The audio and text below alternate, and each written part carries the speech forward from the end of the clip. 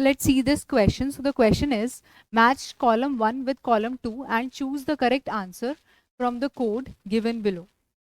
यहाँ पे हमें कुछ एटॉमिक नंबर दिए हैं, ठीक है, और कुछ हमारे पास स्टेटमेंट्स दिए हैं, तो हमको मैच करना है कि कौन सा करेक्ट ऑप्शन होगा किसका, ठीक है।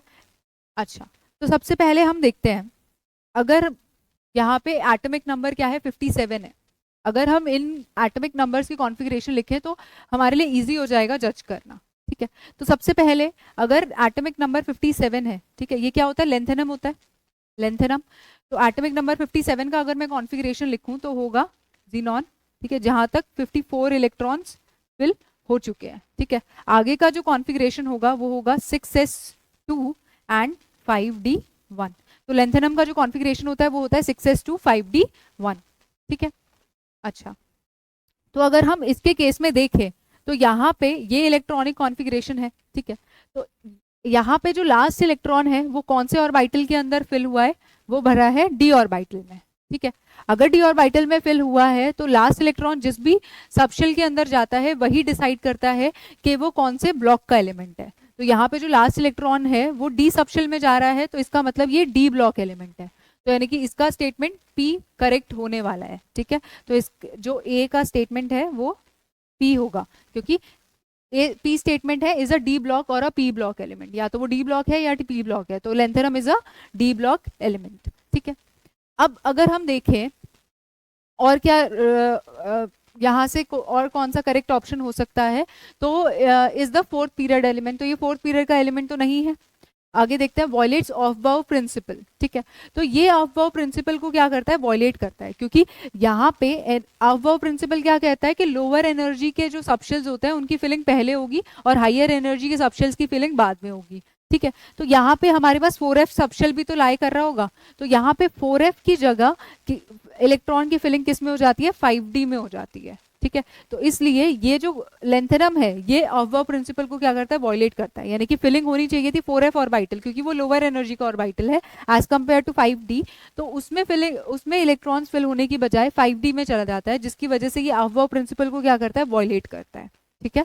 तो यानी कि इसका जो ए का ऑप्शन है वो आर भी क्या होगा, it will be a correct option, ठीक है। तो और it is a non metal, it is S block element, तो ये एस ब्लॉक एलिमेंट भी नहीं है और ये नॉन मेटल भी नहीं है, तो हमारे पास ए का जो ऑप्शन होने वाला है वो पी एंड आर होगा, ठीक है। अब उसके बाद अगर हम एटॉमिक नंबर 17 की बात करते हैं, तो एटॉमिक नंबर 17 में जो हमारा इलेक्ट्रॉनिक कॉन्फ़िगरेशन होगा वो होगा 3s2 3p, यहाँ तक 10 इलेक्ट्रॉन्स की फिलिंग हो गई 3p5, ठीक है। तो ये मेरा कॉन्फ़िगरेशन होगा किसका, एटॉमिक नंबर 17, और हमको पता है एटॉमिक नंबर 17 किसका होता है, क्लोरीन का होता है, यानी कि इट कॉरेस्पॉन्ड्स टू क्लोरीन, ठीक है। अब यहाँ पे देखते हैं कौन सा, अगर यहाँ पे जो लास्ट इलेक्ट्रॉन है वो कौन सा सबशेल में लाई कर रहा है, वो सबशेल पी में लाई कर रहा है, ठीक है। तो जो लास्ट इलेक्ट्रॉन होता है वो जिस भी सबशेल में लाई करता है वो उसके ब्लॉक के बारे में बताता है, तो इसका मतलब ये क्लोरीन जो है वो एक पी ब्लॉक का एलिमेंट है, तो इसका मतलब इसका जो करेक्ट ऑप्शन होगा बी का वो पी तो होगा, ठीक है, पी होगा। अच्छा, अब उसके बाद देखते हैं it is is fourth period element. अच्छा, पीरियड कैसे डिसाइड करते हैं, तो जो highest value of quantum number होता है, यानी कि highest value of principal quantum number होता है एन वैल्यू, वही हमारा डिसाइड करता है कि कौन से पीरियड का वो एलिमेंट है। तो यहाँ पे हाईएस्ट वैल्यू थर्ड है, तो यानी कि ये तो थर्ड पीरियड का एलिमेंट है, तो ये तो गलत हो गया, ठीक है। ये वॉयलेट भी नहीं करता अबव प्रिंसिपल को, increasing order of energy level में ही क्या हो रहा है, इलेक्ट्रॉन्स की फिलिंग हो रही है। It is a non metal, हाँ ये एक नॉन मेटल होता है, क्योंकि जब भी हम लेफ्ट टू राइट मूव करते हैं तो जो नॉन मेटालिक कैरेक्टर होता है वो इंक्रीज करता है, ठीक है। तो क्लोरीन क्या होता है, एक नॉन मेटल होता है, तो एस बी इसका करेक्ट आंसर होगा। It is a S block element, नहीं ये एक पी ब्लॉक एलिमेंट है, वो हमने पहले ही देख लिया, तो एस ब्लॉक एलिमेंट तो नहीं है, तो पी और एस क्या होगा, इसका करेक्ट ऑप्शन होगा, ठीक है। अच्छा, अब उसके बाद हम देखते हैं एटॉमिक नंबर 19 के लिए। तो एटॉमिक नंबर 19 इसके लिए कॉन्फ़िगरेशन अगर हम लिखेंगे तो एटॉमिक नंबर 19 के लिए कॉन्फ़िगरेशन होगा 4s1, ठीक है, यही कॉन्फ़िगरेशन होगा, और ये किसका कॉन्फ़िगरेशन है, पोटेशियम का, ठीक है। अब यहाँ पे हम देखते हैं it is a D block और अ पी ब्लॉक एलिमेंट, तो लास्ट इलेक्ट्रॉन जो है वो एस सबशेल के अंदर है, तो यानी कि ये एक एस ब्लॉक एलिमेंट है, ना कि डी और पी ब्लॉक, तो ये तो हो नहीं सकता। अब उसके बाद is the fourth period element, यहाँ पे जो हाईएस्ट एन वैल्यू है इसके केस में, हाईएस्ट एन वैल्यू वो क्या है, एन, ठीक है, therefore it lies in fourth period, क्योंकि जो मेरी हाईएस्ट वैल्यू ऑफ एन होती है वो मुझे पीरियड के बारे में बताती है, तो यानी कि एक फोर्थ पीरियड का एलिमेंट है। तो इसके लिए सी ऑप्शन के लिए जो क्यू स्टेटमेंट होगा, जो क्यू होगा वो करेक्ट होगा, सी के लिए क्यू, ठीक है, क्यू होगा। आगे देखते हैं। अब उसके बाद it is a S block element, ये तो हमने देख ही लिया, potassium is an S block element, तो टी भी करेक्ट होगा, ठीक है। अच्छा, it is a non metal, पर पोटेशियम क्या होता है, मेटल होता है ना, क्योंकि ये फर्स्ट पीरियड में लाई करता है, सॉरी फर्स्ट ग्रुप में लाई करता है, इसलिए ये क्या एक मेटल है, ठीक है। अच्छा, अब इसके लिए हमारा जो है Q और T करेक्ट हो गया। अब लास्ट देख लेते हैं हम फॉर एटॉमिक नंबर 29, ठीक है। अगर एटॉमिक नंबर 29 के लिए हमें कॉन्फ़िगरेशन लिखना है, एटॉमिक नंबर 29, ठीक है, तो इसका जो कॉन्फ़िगरेशन होता है वो होगा